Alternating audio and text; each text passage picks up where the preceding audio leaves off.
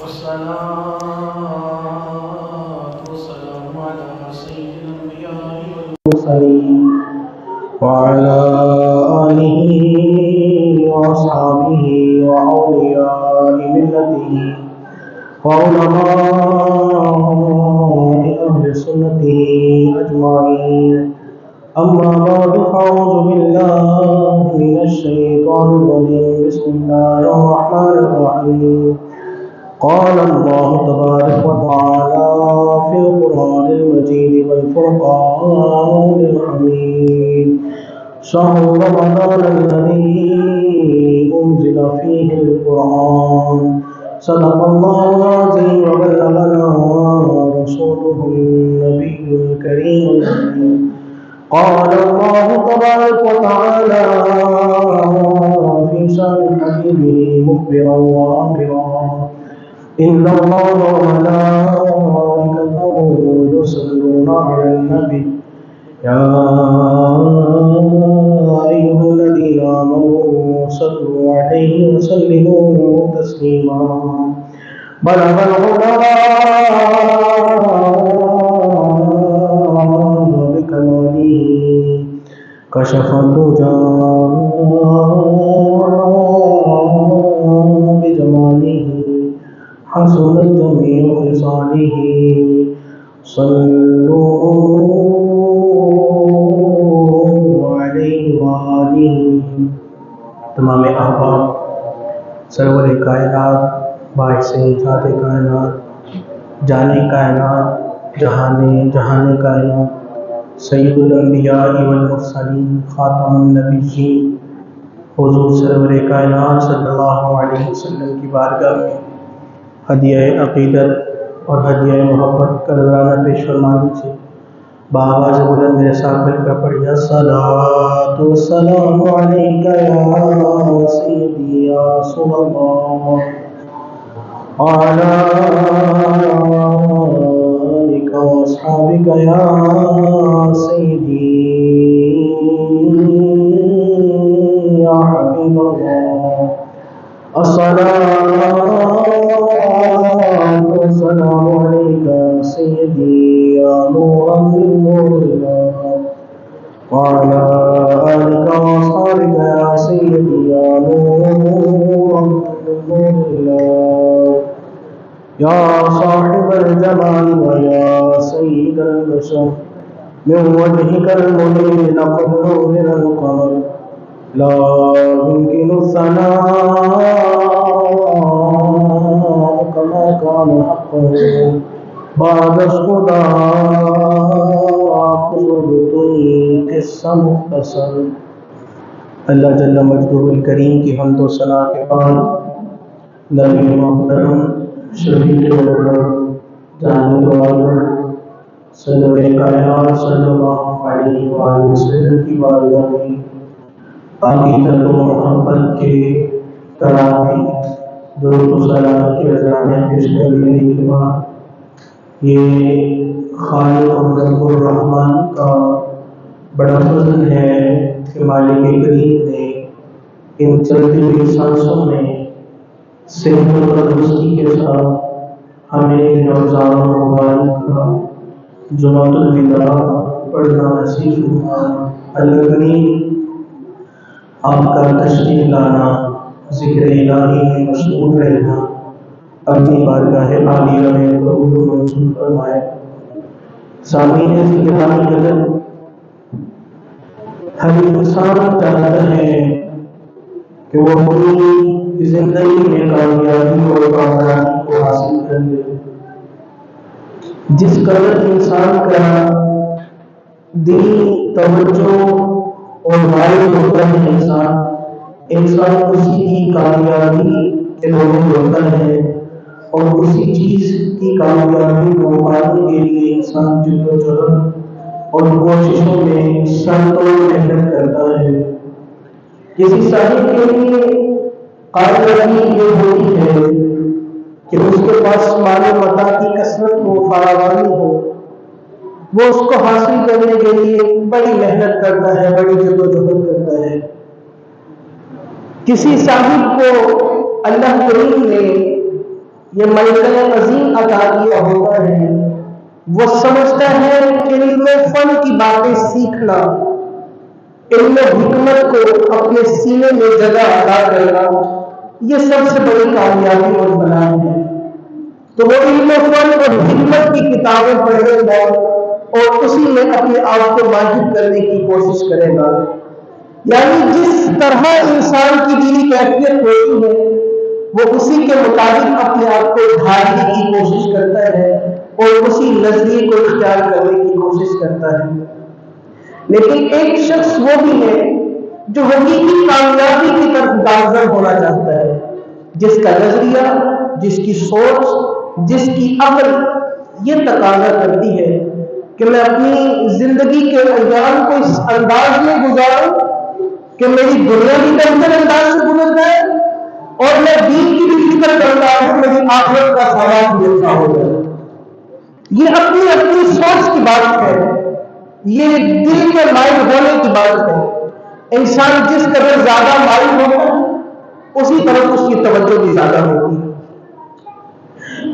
اب جو حقیقی کامیابی حاصل کرنا چاہتا ہے، جو چاہتا ہے میری زندگی بھی بہتر ہو جائے، میری عاقبت بھی بہتر ہو جائے، میرے چلتے ہوئے ایام میں سکھ، محبت، ہم آہنگی اور باہمی محبت اور ہمدردی میں گزرے اور میری آخرت بھی بہتر ہو، وہ ایسے مواقع تلاش کرتا ہے، ایسے وقت کی تلاش میں رہتا ہے، ایسے موضوع جگہ کی تلاش میں رہتا ہے جو اس کے دنیا میں بھی کارآمد ہو اور آخرت میں بھی اس کا فائدہ ہو۔ اہل ایمان والوں کے لیے جو حقیقی کامیابی اور کامرانی چاہتے ہیں، اللہ کریم نے ان پر بڑا فضل فرمایا ہے۔ کہیں شب برات کی راتیں، کہیں لیلۃ القدر کی راتیں، کہیں عید الفطر کی رات، کہیں عاشورہ کی راتیں، یہ اللہ رب العزت نے بڑا فضل فرمایا ہے کہ اپنے ان بندوں کو مواقع عطا فرمائے کہ وہ ان راتوں کو جان کر کے، ان میں قیام کر کے، صیام و صلاۃ کی پابندی کر کے، رکوع و سجود اختیار کر کے وہ میرا قرب پا لیں۔ اس میں ایک جو اللہ رب العزت نے حقیقی کامیابی والوں پر بڑا فضل کیا، بڑی رحمت کی، وہ ماہ سیام ہے۔ ماہ سیام جو ادا کیا گیا، سمجھ لیجیے یہ 11 مہینوں کا ایک بونس ہے جو بونس کے طور پر انسان کو ملتا ہے۔ جب وہ مزدور مزدوری کرتا ہے نا، تو جب کبھی مالک خوشی میں آتا ہے، خوشی میں آ کر کے کہتا ہے جا تم نے ہفتہ بھر بڑی محنت سے مزدوری کی، یہ میں میرے ہفتے کی بھی مزدوری یہ کروں ہے اور ہفتے کے برابر جو دن کی دن نہیں سے محنت کرتا ہے جا خوش ہو کے تجھے میری انعام دیتا ہوں۔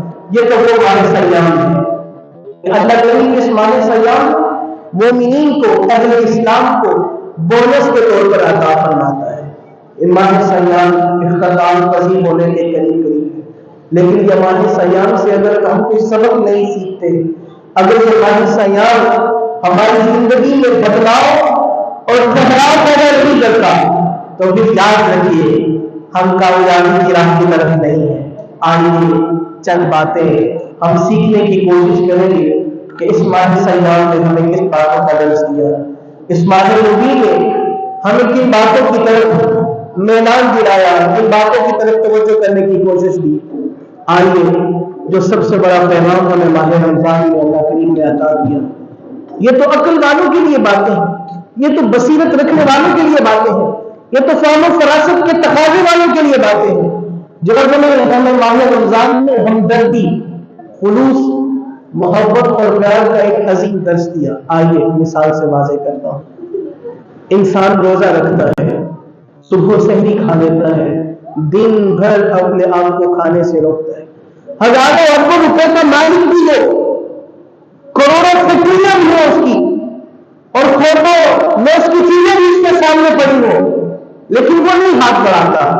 وہ کہتا ہے نہیں، میں نے اپنے رب کی اطاعت میں اپنی زندگی گزارنی ہے۔ جب وہ بھوک، افلاس اور پیار میں دن گزارتا ہے، جب آسمان کا سورج اپنی پوری آب و تاب کے ساتھ اپنی تپش نکالتا ہے، جب قیام رکوع و سجود میں وہ بھوک اور پیٹ کے ساتھ رب کی باتوں میں کھڑا ہوتا ہے، تو پھر اس کے دل میں ایک احساس، ایک جذبہ پیدا ہوتا ہے۔ عقل والا سوچتا ہے یار میں تو عبادت میں مصروف ہوں، ابھی روزہ رکھا ہے، ابھی معلوم ہے سحری کھائی ہے، ابھی کچھ وقت ہے جو میں بھوک کے ساتھ گزاروں گا، ابھی افطاری کا اہتمام ہو رہا ہے، بڑے چلغوزے اور بڑے چربے شربے بن رہے ہیں، شام کو دسترخوان لگے گا، بیٹھوں گا، کھا لوں گا۔ انسان کے دل میں ایک ہمدردی کا ایک عنصر پیدا ہوتا ہے، ایک خیال پیدا ہوتا ہے، انسان سوچتا ہے، اور یہ صرف بصیرت والے سوچتے ہیں، یہ عقل والوں کا کام ہے۔ ہر ایرا غیرہ یہ بات نہیں سوچتا، ہر کسی کا تقاضا یہ نہیں ہے کہ وہ ہر بات سے، ہر پہلو سے اپنے دین اسلام کے طریقوں سے اپنی زندگی کو روشن کرے۔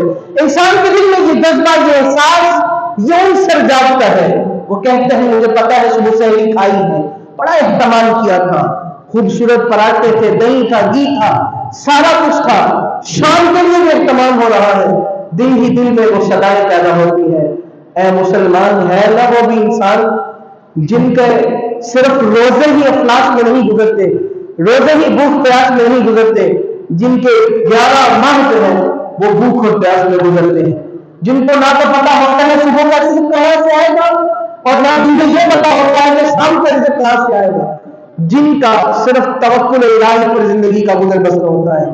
انسان کے دل میں ہمدردی کا ایک اخلاق کا ایک عنصر پیدا ہوتا ہے، یہ اہل عقل اور اہل دانش والوں کے لیے ہے۔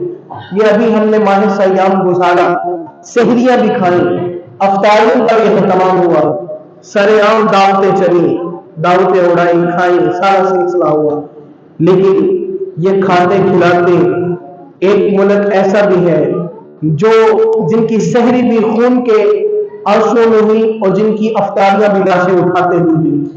کبھی کسی مسلمان کو اس بات کا اگر احساس پیدا ہوا تو وہ سمجھے کہ رب نے اسے ہمدردی کا دل ادا کیا۔ اگر کسی صاحب کی آنکھیں نہیں روئی، کسی صاحب کی دل پریشان نہیں ہوا، دل رنجیدہ نہیں ہوا، وہ سمجھ لے ہمدردی کا عنصر رب نے اسے نہیں عطا کیا۔ ہمیں تو معلوم ہے نا کہ صبح سحری آئے گی اور شام کو افطاری بھی آئے گی، شام والوں کو، فلسطین والوں کو نہیں معلوم کہ ان کے پاس سحری کا اہتمام کہاں سے ہوگا اور افطاری کا اہتمام کہاں سے ہوگا، لیکن اس کے باوجود ان کا جذبہ ایمانی دیکھیے، ان کی طاقت ایمانی دیکھیے۔ یہ دیکھا گیا ہے سوشل میڈیا پر کہ وہ اپنی افطاری کے لیے ان کے پاس کچھ نہیں تو وہ گھاس کاٹ کر رکھی ہوئی ہے اپنے سامنے، وہ گھاس کھا کر کے افطاری کا اہتمام کرتے ہیں، لیکن پھر بھی اتنی تنگی کے دور میں، جنگ کے عالم میں انہوں نے روزہ رکھنا نہیں چھوڑا۔ ہمارے مسلمان اب کس قدر دور ہو چکے ہیں۔ نبی پاک صلی اللہ تعالی علیہ وسلم نے ارشاد فرمایا تھا، صحیح مسلم اور بخاری کی روایت، حضور نے فرمایا کہ مسلمانوں کی مثال ایسے ہے جیسے کل جیسا بھی ایک جسم کے کسی حصے میں تکلیف پہنچے تو سارا جسم بے چین ہو جاتا ہے، لیکن مسلمان کو نہ جانے کس ٹھکانے پر اور کس جگہ پر آ کر کس موقع پر کھڑے ہوئے کہ فلسطین والوں کو ظلم و ستم ڈھایا جا رہا ہے، 30,000 سے زائد لاشیں اٹھا دیے گئے، بچوں کو قتل کر دیا گیا، نوزائیدہ بچے پیدا ہوتے ہی وہ جان شہادت پیش کر گئے۔ یہ تو دور کی بات، ہزاروں بچوں نے ماں کے پیٹ میں ہی دم توڑ دیے، لیکن میری اور آپ کی آنکھوں میں ایک آنسو بھی نہیں آیا، ہمارے دل پر ایک درد کا ایک پہلو بھی نہیں جاگا۔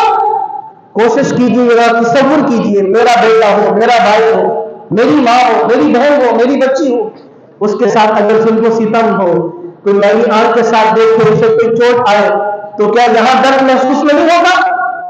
کیا جوان بھائی کی وفات ہو جائے، کوئی حادثہ پیش آ جائے، کیا ساری زندگی ہم اپنے اس بھائی کو یاد نہیں کریں گے؟ کیا جس باپ کا جوان بیٹا دم توڑ گئے وہ باپ ساری زندگی اپنی بیٹی کی جوانی کو برستا نہیں رہ پاتا، ساری زندگی اپنی بیٹی کی جوانی کو تذکرہ کرتے نہیں رہ آتا؟ سینکڑوں نہیں ہزاروں ماؤں کو جوان بیٹوں نے جان شہادت پہنچ کر دیا، سینکڑوں نہیں، ایک دو نہیں، ہزاروں ماؤں بہنوں نے جان شہادت پہنچ کر دیا۔ ایک دو کی بات نہیں کر رہا، اس کا دکا نظام نہیں ہے، سینکڑوں کی بات نہیں، ہزاروں کی تعداد میں بچوں نے دم توڑ دیے۔ بتاؤ اے مسلمانوں، تمہارے دل میں احساس کا ایک عنصر بھی نہ جاگ سکتا، ایک آنسو بھی نہ نکال سکے، تم کبھی اپنی عبادت میں یاد بھی نہ کر سکے کبھی شہر و استاد کے وقت بیٹھ کر رب کی بارگاہ میں آنسو بہا کر کے دعا کریے، ہاتھ بھی نہیں اٹھا سکتے کہ مالک اتنی غیرت نہیں ہے ہمارے پاس، جہاد نہیں کر سکتے، مالک ہم اناج ہیلا نہیں آ گئے ہیں، ہمارے زمین مردہ ہو گئے ہیں، یا اللہ کی ہی تمام کر ان کا، مالک کی حفاظت کیا ان کو، مالک کی حفاظت کر دے کسی محمد بن قاسم کو، مالک کی حفاظت کر دے کسی فاروق بن جلال کو۔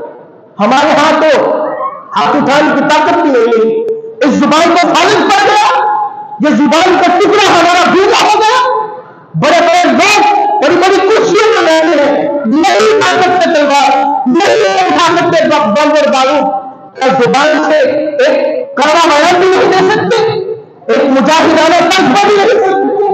بتاؤ مسلمانان اسلام، تمہارا شمار کیسے بزدلوں میں ہو رہا ہے؟ ارے ہم تو وہ ہے کہ دس کو دس دروازے نہ چھوڑے، ہم نے باہر ظلمات میں دوڑا دیے، گھوڑے ہم نے، ہماری قصہ کہانیاں، ہماری تاریخ تو وہ ہے، ہماری ملوان میں کسی کو وہ ہے کہ ایک بچی کی خط لکھتی ہے تو اس بچی کے خط لکھنے پر پورا جنگی لشکر تیار کر لیا جاتا ہے۔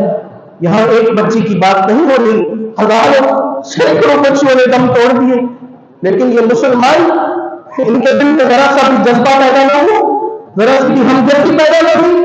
بتاؤ جائے کہ سینکڑوں میزائل تم نے تیار کر دیتے ہیں، جو پاکستان کے دور پر تم نکالتے ہو، ہزاروں کروڑوں کا فی تم خرچ کر دیتے ہو، ان کی نمائش کرتے ہو۔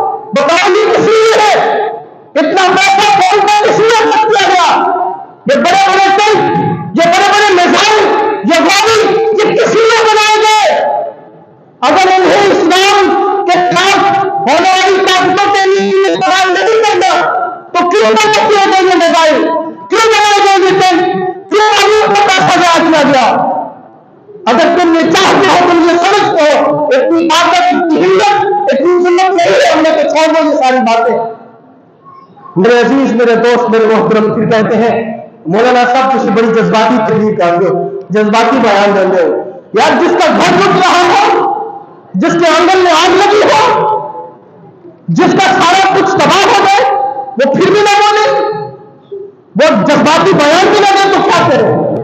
یہ ضرورت وقت ہے۔ آؤ مسلمانوں اٹھ جاؤ، ہمدردی کا جذبہ پیدا کر لو، احسان، عفو، درگزر، یہ رواداری کا جذبہ پیدا کر لو۔ میرا مطالبہ ہے حکومت وقت سے، یا تو ان ٹینکوں کو، ان میزائلوں کو کسی تقیہ نوش جگہ پر چھپا دو، ان کو ضائع کر دو، دبا دو، ان کو پھینک دو سمندر میں، اور کہہ دو نہیں طاقت ہمارے اندر۔ اگر یہ بنائے ہیں تو پھر نکالو، سجا ہے، بادل پر لے جاؤ اور کہو اے اسرائیل، ہم تمہیں یہ حکم دیتے ہیں اپنی شیطانی حرکتوں سے باہر آ جاؤ، ورنہ یہ گاڑی بھی چھوڑیں گے، یہ میزائل بھی آ رہا ہے، یہ ٹینک کے پہلوں کے نہیں تمہاری طرف سیدھے کر رہے ہیں۔ یہ جذبہ پیدا کرنا چاہیے ہمیں، یہ طاقت، یہ جوامردی، یہ ہمت ہمیں پیدا کرنی چاہیے۔ جی اسلام جو ہے وہ امن کا درس دیتا ہے، اگر خدا کی قسم اسلام امن کا درس دیتا نا تو 17 غزوات میں لڑی ہوتی اسلام کی تاریخ میں کبھی۔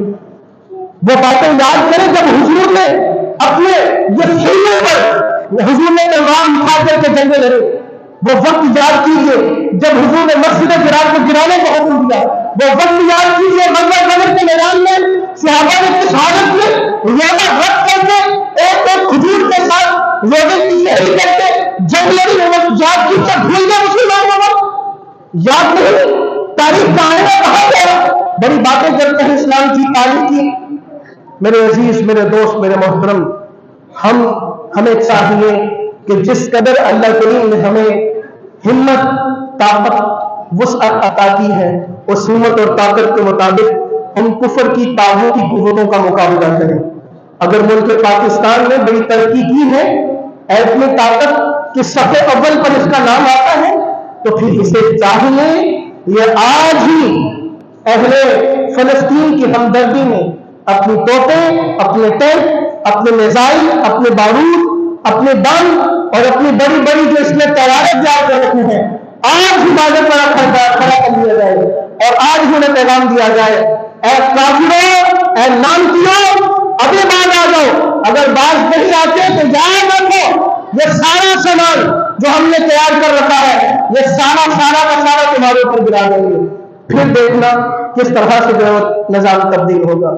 لیکن پورا عالم اسلام چپ بیٹھا ہے. میں تو یہ بات کرتا ہوں اکثر، ہم کربلا والوں میں جو کوفہ والے ہیں نا ان کو یاد کرتے ہیں اور ان پر لان تان بھی کرتے ہیں، کوفہ والوں نے ساتھ نہیں دیا.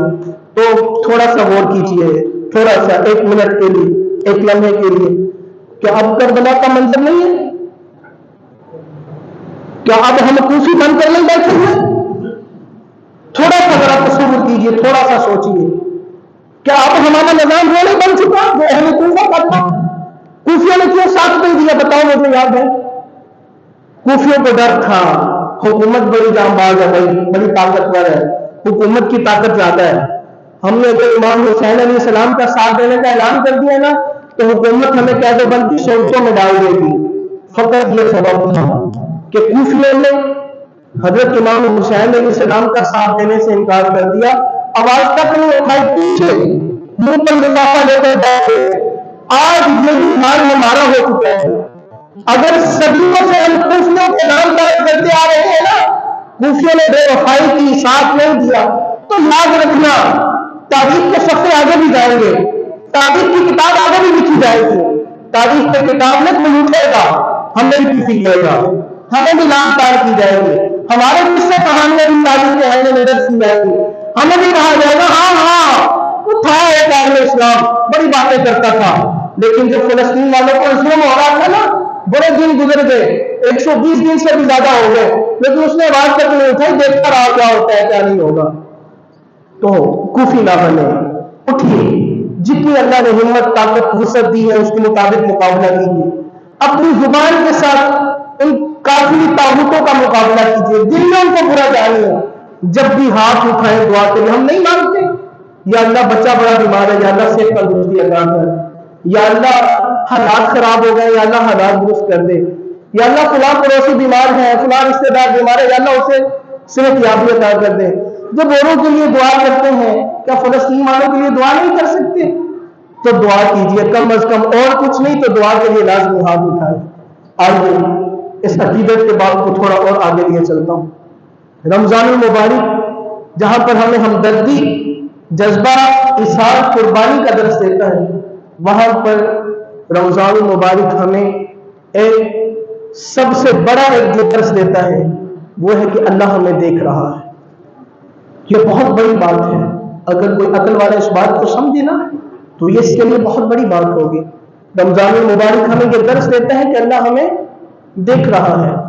اور تصور کر لیجئے، اگر یہ تصور، یہ یقین، یہ عقیدہ ہم رمضان المبارک کے علاوہ بھی اپنے اندر پیدا کرنے 11 ماہ بھی یہ تصور چلتا رہے تو ہمارے سارے گناہ ختم ہو جائے. یہ میں آپ کو تھوڑا سمجھاتا ہوں. انسان کے اندر یہ جذبہ کیسے پیدا ہوتا ہے، یہ سبب کیسے پیدا ہوتا ہے. اس کے سامنے سینکڑوں کھانے چن لیے جائیں، رنگ رنگ اور قسم قسم کی ڈشز اس کے سامنے ہو، اور اسے کہا جائے لو بھائی کوئی بات نہیں، روزہ تو نے رکھا ہے، کوئی بعد میں چل جائے گا کام، کوئی نہیں دیکھ رہا، یہ کمرہ بند ہے، چلو تو 2 لقمے لگا لو، جو ڈشیں تمہیں دوبارہ نہیں ملیں گی، یہ کھانے تمہیں دوبارہ نہیں ملیں گے، چل کھائے. اب بتائیے کیا وہ شخص کوئی بھی نہیں اسے دیکھ رہا، کمرہ بند ہے، سارا کچھ نہیں ہے، کیا وہ اہل ایمان مومن کھانے کی طرف ہاتھ بڑھائے گا؟ کسی لقمے کو اٹھا کر کے اپنے منہ میں ڈالے گا؟ کبھی نہیں ڈالے گا. تصور کیا ہے، یقین کیا ہے، عقیدہ کیا ہے؟ کوئی ڈال لیجیے، کوئی نہیں دیکھ رہا، رب تو دیکھ رہا نا، اللہ تو دیکھ رہا ہے نا، اللہ دیکھ رہا ہے. کوئی نہیں دیکھ رہا تو کیا رب تو دیکھ رہا ہے، اس کے لیے روزہ رکھتا ہے؟ نہیں، میں کھانے کی طرف ہاتھ نہیں بڑھاؤں گا. رب اس میں قسموں کی لسٹ پڑی ہو، بندہ نہیں ہاتھ بڑھاتا، کیا ہے رب نے دیکھا ہے. اگر یہی تصور، یہی عقیدہ، یہی نظام ہر گناہ کرنے سے پہلے بندہ سوچ لے، کسی کا حق کھانے سے پہلے بندہ یہ سوچ لے، وہ کسے نہیں پتہ لگنا، اور کوئی ڈر نہیں، ایک تو دی بازی مار دے، اور نہیں اور کچھ نہیں ہوگا، ایک کسے نہیں کی پتا، ایک تو دی بازی مار دے. جب انسان اپنے سینے میں یہ تصور دیکھنا ہے کہ اللہ دیکھ رہا ہے، کسی کو نہیں پتا، یتیموں کا مال کھاؤ تو بچے ابھی چھوٹے ہیں، ان کو کیا پتا کتنا تھا کتنا باپ نے چھوڑا، کھا لیا 2,000 روپے کو کیا ہوا کوئی بات نہیں، کسی نے کیا پتا، اس وقت بچے چھوٹے دیکھتے نہیں پتا، آپ کو بتایا تھا وہ دیکھ رہا ہے، اگر یہ تصور کی یقین پیدا ہو جائے نہ نہیں حرام کی طرف ہاتھ نہیں بڑھانا، رب دیکھ رہا ہے، سیدھی کام نہیں کرنا، رب دیکھ رہا ہے، ہاں یہ حرام کا لاشا پیدا ہے، یہ شراب بند ہے، اتنا نہیں ہاتھ بڑھانا اس کی طرف، کیوں؟ میرا رب دیکھ رہا ہے۔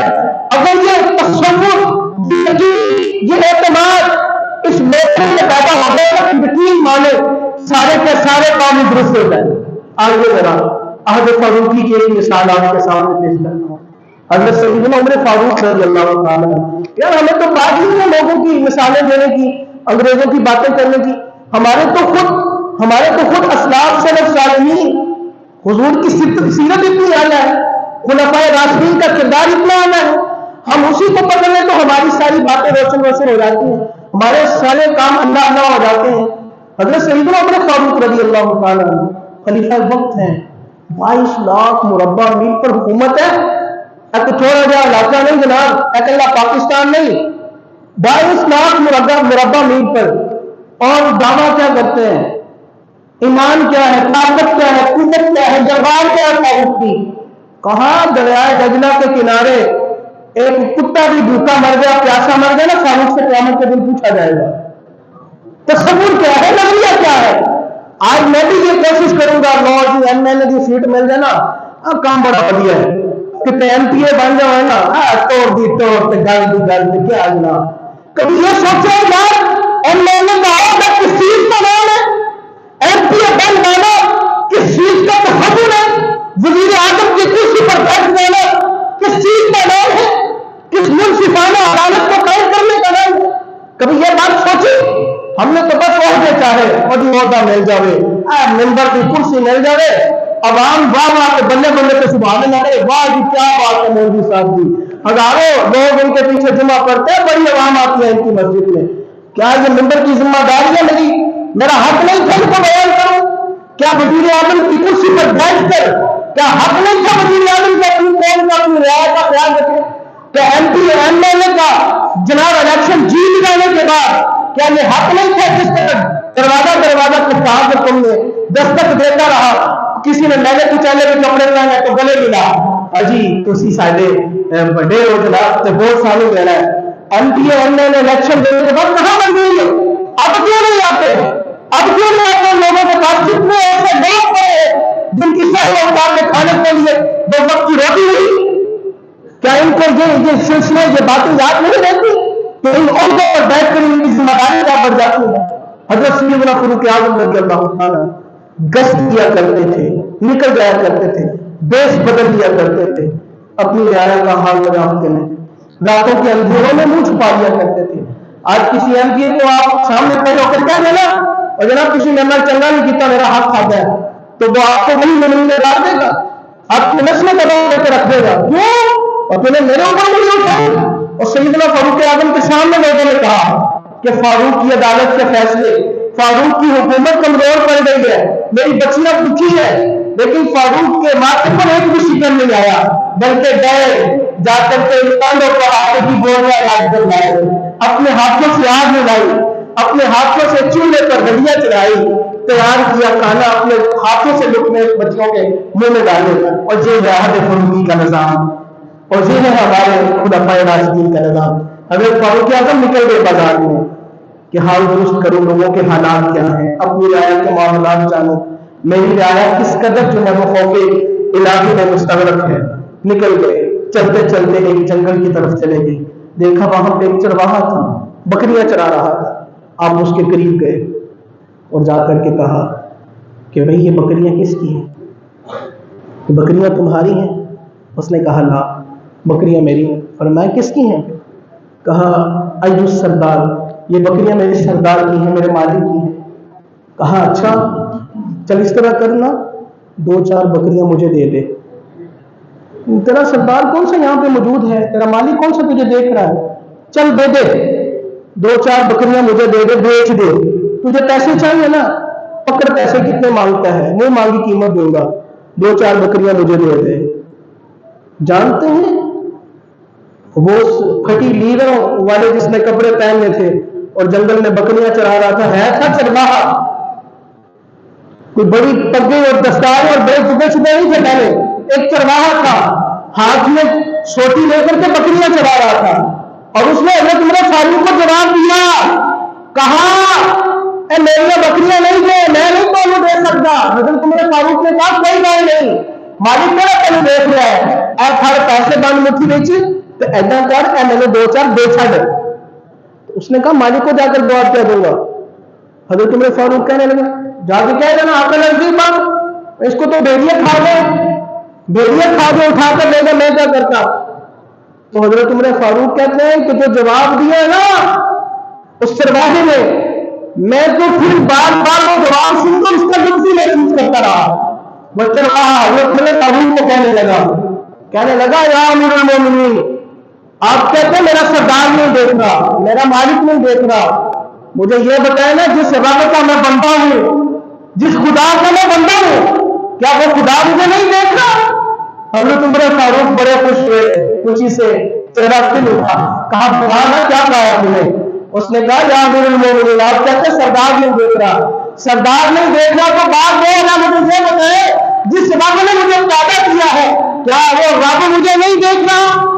حضرت عمر فاروق کا سینہ چوڑا ہو گیا، واپس آ گئے، ساری رات جو ہے وہ اس جملے کا لطف محسوس کرتے رہے، پھر چلے گئے، اس چرواہے کے مالک کا پتہ تلاش کیا، اس کے پاس گئے، جا کر کے کہا مالک سے بتا تیرے اس بکریوں کے لیور کی کیا قیمت ہے، اور یہ بتا یہ تیرا چرواہا ہے، تیرا غلام ہے، بتا اس کی کیا قیمت ہے۔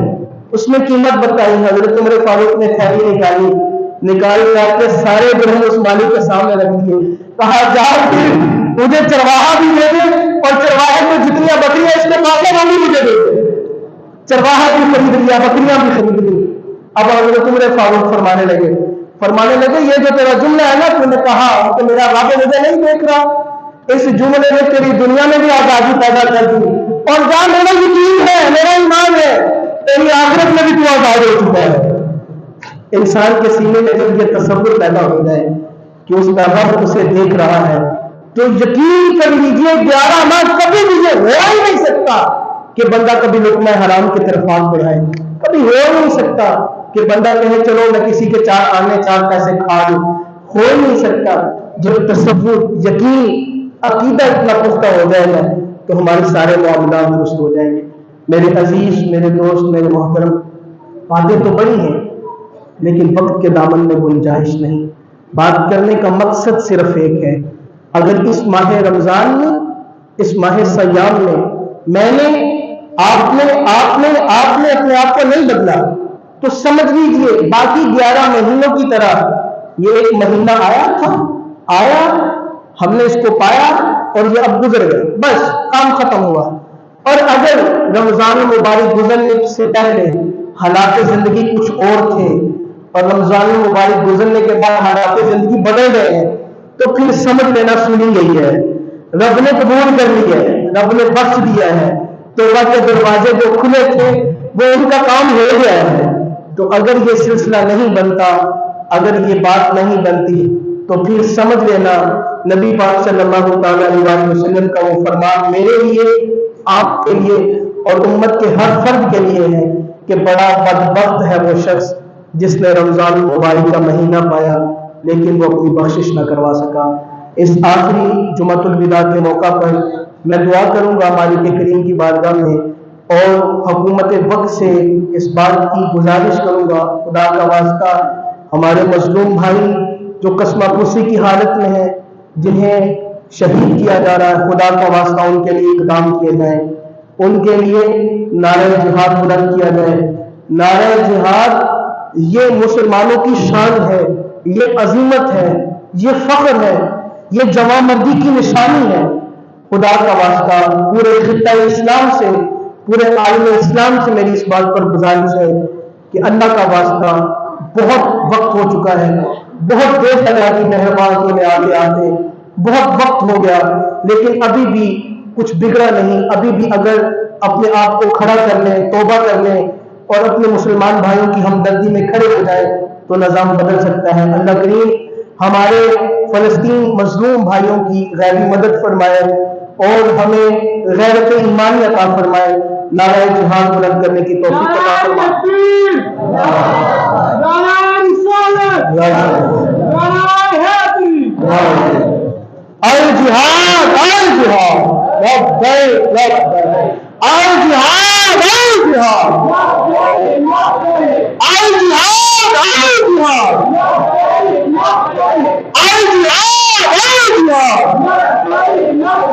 مجھے وہ بات یاد آ گئی حضرت خالد بن ولید کی۔